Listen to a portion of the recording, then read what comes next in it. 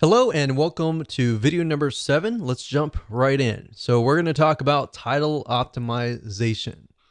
So this is extremely important because it's often the first thing that people will see as they are searching the internet. So if you imagine you go to google.com and you type in a keyword, whatever that is, and you're going to see the titles and then you're going to see the descriptions of each and every single website, or with YouTube, you're going to see the titles, the descriptions, and of course the image.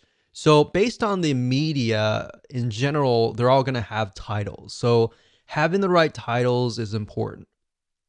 So like I said, this is really extremely important because that's the first thing that they're going to see. And you're going to want to make sure that you're ranking on the keyword that is in the title.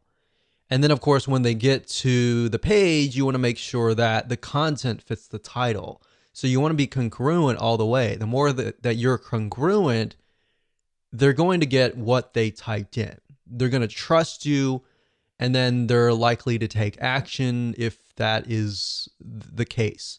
So this needs to be set for all of your posts or your pages. And you really need to think clearly and carefully about this, because we have seen in a lot of cases where people just name it, whatever comes to their mind. And what ends up happening is you work so hard to create the content and you attract the wrong person and they come to your post or page and you wonder why nobody is taking action, right? So this is the exact same keyword. And to make it easier for you to be congruent, if you take the keyword that's in your URL structure, that's in your title, make sure that it's in your title somewhere, because that's what your viewers are searching for. Now, sometimes people will put the keyword straight up in the beginning and they'll put the keyword dash whatever. But what I recommend that you do is put the keyword in the title, but you want to make sure that it sounds right. It's got to be human friendly first, and then of course secondary search engine friendly second. Because at the end of the day, and the way Google is moving towards long-term wise is towards engagement, more social engagement, people engagement. That is what is important to them. Because at the end of the day, if you think about it, their goal is for people to search, find what they want.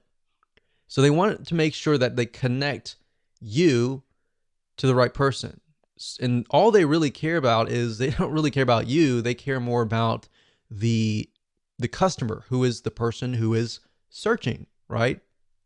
So as long as you're on the top 10 of the Google search engine for that keyword, and that keyword is appearing in the title, it's highly likely that the prospect will click through your website. Now, as basic as this sounds, I want to make sure that you understand that it's important. Most of your competitors are not really going to do this. And if they are, they're going to miss something along the way, right? What we've seen over the years is sometimes they'll have the title right, they'll have the URL structure right, but when people go to the content, it just doesn't make sense. So as long as you're congruent from the keyword to the title, to the poster page, to the content itself, to the call to action, to the product, everything is congruent from that point in the beginning to the end, you're most likely gonna gain the trust of the prospect, and you're most likely gonna get the conversion. That's the most important thing. So as long as your poster pages are related, you're most likely gonna see a higher conversion rate across the board, like I said earlier. Now, as a rule of thumb, your title should be no more than 75 characters long. You don't want it to be too long, because psychologically that will actually overwhelm whoever is typing things in. And most people are just scanning, they're not reading. They're looking for what they're looking for really quick. So if you have something short, straight to the point, you're most likely going to win as long as it's optimized and it's correct to that keyword. So now that we've talked about the fundamentals, let me go ahead and show you what you need to do to set this up properly. So we already briefly talked about the title, but this is your title, right? So a lot of times, let's say, for example, that the keyword is places to find credible freelancers. Sometimes you'll find people do something like this: places to find credible freelancers. And then, of course, they'll put the keyword first and then they'll put a sentence. You can do that if you want to. There's no proof that it doesn't work, it works, or anything like that. But you definitely want to make sure that it is human friendly first and foremost. So in this case, ours is 10 different places to find credible freelancers online. Or we could do something like top 10 places to find credible freelancers.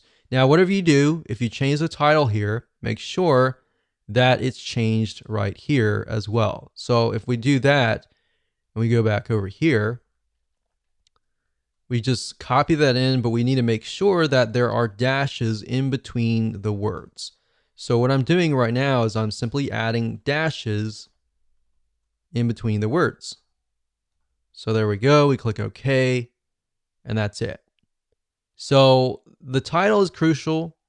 Now, I'll show you later down the road where you can use 2 WordPress plugins, which you can add more data, like the metadata, the description data, and all of that.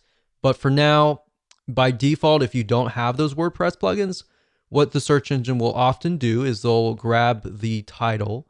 So we'll click update, and that's it.